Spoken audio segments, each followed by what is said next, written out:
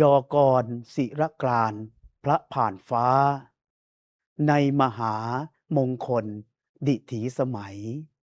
เฉลิมพระชนมพรรษาพระทรงชัยประชาไทยสำนึกพระกรุณาทะเสด็จครองราชย์ชาติจำเริญแม้เผชิญเหตุใดในทิสาทรงบำบัดทุกข์เข็ญเย็นพาราพระผ่านฟ้าขอพระองค์ทรงพระเจริญด้วยเกล้าวด้วยกระหม่อมขอเดชะข้าพระพุทธเจ้านายชัชวาลเบญจสิริวงศ์ผู้อำนวยการรักษาความมั่นคงภายในจังหวัด101พร้อมด้วยข้าราชการและเจ้าหน้าที่